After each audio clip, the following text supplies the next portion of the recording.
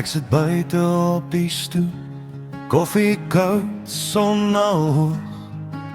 My hande reik nog na die grond van alles wat ek opgebrou en breek het ook.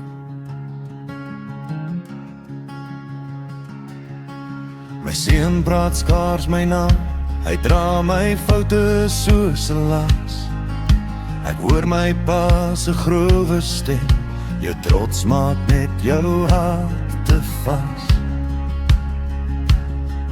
Maar die krag van 'n gebed breek klippe en vergifnis trek die dorings uit. Ek was verlore in my eie skadu toe ek sag fluister, Here, vat my spyt. Ja, die krag van 'n gebed bring asem, waar ek net stof in my bors gevoel het, en vergifnis maak 'n nuwe oggend uit 'n lewe wat ek lankal opgegee het.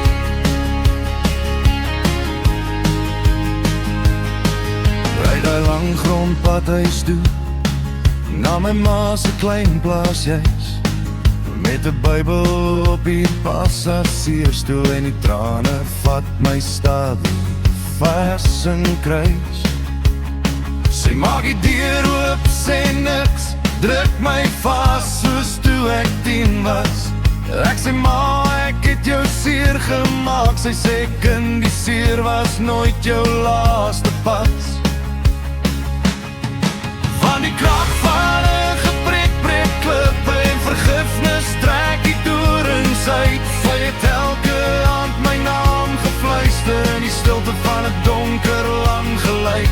Ja, die krag van 'n gebed bring asem, waar ons net stof in ons bors gevoel het, en vergifnis maak 'n nuwe oggend uit 'n huis wat ek lankal verlaat het. Ek staan voor my seun, hande sweet, woorde swaar soos nat sement. Sê ek was 'n afwesige man, maar ek vra jou vandag, kan jy my ken? Hy kyk deur my, dan na bo, soek iets groter as ons twee. Hy sê, ek verstaan jou nie heeltemal, maar ek sal probeer. Kom ons bid saam nou hier.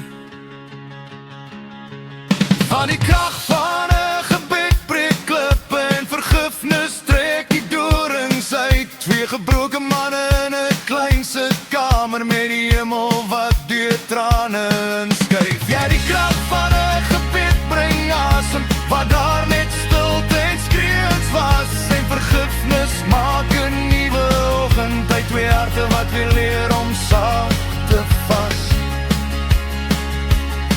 Ek sit weer buite op die stoep, selfde stoel, maar ek is lig.